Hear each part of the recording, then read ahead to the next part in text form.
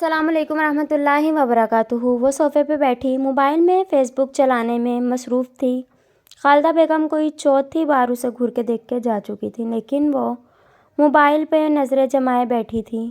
ہائیکا، تھوڑی دیر موبائل کو چھوڑ دو، کچن میں میری مدد کراؤ، تمہارے ابو کے آنے کا وقت ہو گیا ہے۔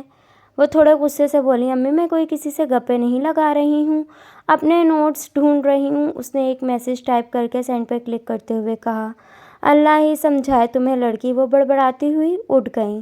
وہ پھر ایک دفعہ سے موبائل میں مصروف ہو گئی۔ ہائیکا کالج کی اسٹوڈنٹ تھی، پڑھائی میں کچھ زیادہ اچھی نہیں تھی۔ ہاں، فیشن میں کوئی اس کا مقابلہ نہیں کر سکتا تھا، کچھ وہ دیکھنے میں بھی نارمل ہی تھی، لیکن فیشن اور میک اپ کی وجہ سے وہ خود کو خوبصورت بنا لیتی تھی۔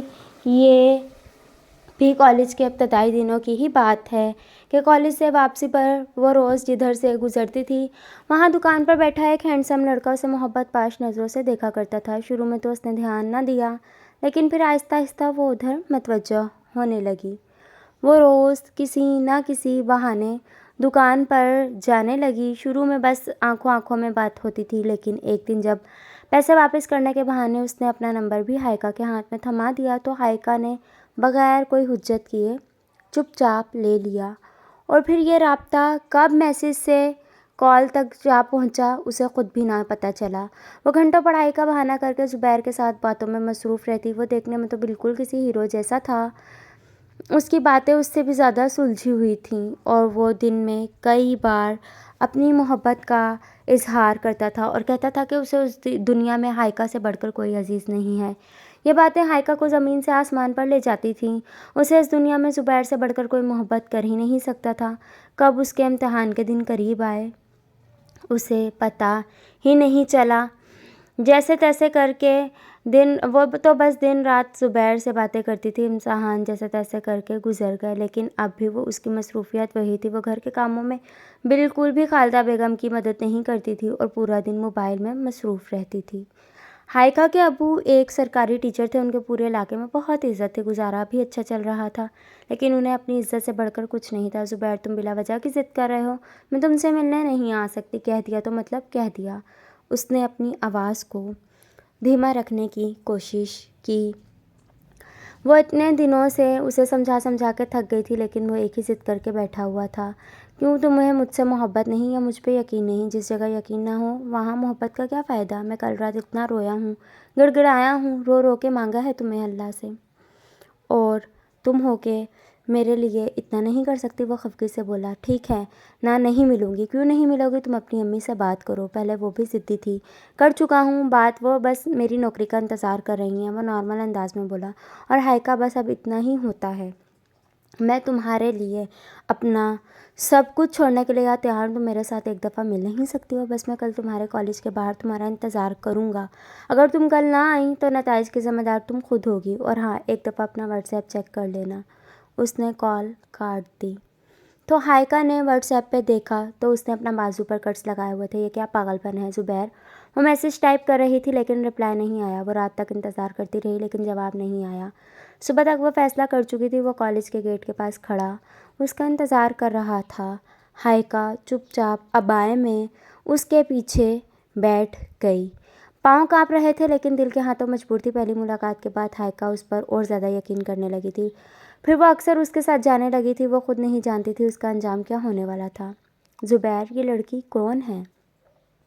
احمد نے زبیر کی گیلری کی ایک پک کو اوپن کرتے ہوئے کہا، ہاں، ایک گھٹیا لڑکی۔ وہ زور سے ہنسا، اچھا تو بھائی نئی لڑکی پھنسائی اور ہمیں خبر بھی نہ ہونے دی؟ وہ خفگی سے بولا، اکیلے اکیلے ہی مزے لوٹ لیتے ہو، کیا ہمارا حصہ کہاں ہے؟ کاشف نے سگریٹ منہ کے ساتھ لگاتے ہوئے کہا، تم لوگوں کو بھی حصہ ملے گا بہت جلد، بس تھوڑا انتظار کرو۔ وہ سوچ کر بولا، احمد تو کسی خالی گھر کا انتظام کر، سوموار والے دن میں لڑکی لے آؤں گا۔ وہ کہتے ہوئے اٹھ گیا۔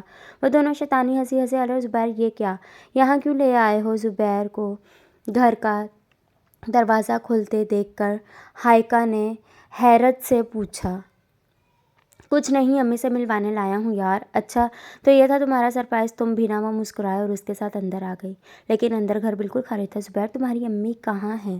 وہ کچھ ڈرتے ڈرتے بولی، امی سو رہی ہیں، بس اٹھنے ہی والی ہوں گی۔ تم بیٹھو، میں کچھ کھانے کے لیے لے آتا ہوں تمہارے لیے۔ اس نے نرمی سے اس کے گال کو چھوا، وہ جھپ گئی، پھر تھوڑا اور قریب آیا اور ایک بوسہ اس کے گال پہ کیا۔ وہ تھوڑی پیچھے ہٹی۔ زبیر ابھی جاؤ یہاں سے، امی اٹھ گئیں تو کیا سوچیں گی وہ؟ شرماتے ہوئے وہ بولی۔ اٹھ کے باہر نکلا گیا، جلدی آنا، امی سے دوست کے گھر کا جھوٹ بول کے آئی ہوں۔ اس نے پیچھے سے ہانک لگائی۔ وہ گھڑی پہ ٹائم دیکھ رہی تھی، 1 گھنٹہ گزر گیا تھا لیکن وہ واپس نہیں آیا تھا۔ وہ اس کی کال بھی پک نہیں کر رہا تھا۔ اب اسے پریشانی ہو رہی تھی۔ جب اچانک دروازہ کھلا اور 2 لڑکے اندر داخل ہوئے۔ آپ کون؟ اس نے دوپٹہ سر پر لیتے ہوئے کہا۔ ہم زبیر کے دوست ہیں، آج رات ہم آپ کو کمپنی دیں گے۔ زبیر اب آپ سے اکتا گیا ہے، ایک نے ہائیکا کی طرف بڑھتے ہوئے کہا۔ یہ کیا بکواس ہے، دور ہٹو مجھ سے۔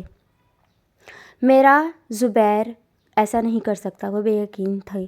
اچھا تو ثبوت دکھا دیتے ہیں۔ اس نے نمبر ڈائل کر کے کال ملائی جو زبیر نے پک کر لی۔ ہاں، لڑکی کو چھوڑ آیا ہے گھر؟ وہ اسپیکر آن کرتے ہوئے بولا۔ ہاں چھوڑ آیا ہوں، میرے کسی کام کی نہیں رہی اب تم لوگوں کا، جو دل کرتا ہے وہ کر لو۔ وہ تڑپ اٹھی، تب چلا کے بولی۔ زبیر ایسے نہ بولو، میں تمہارے بچے کی ماں بننے والی ہوں۔ وہ کسی آخری امید کے تحت بولی۔ جاؤ گھٹیا عورت، پتہ نہیں کدھر کدھر سے منہ کالا کر کے آتی ہو، خبردار مجھ پر کوئی الزام لگایا تو۔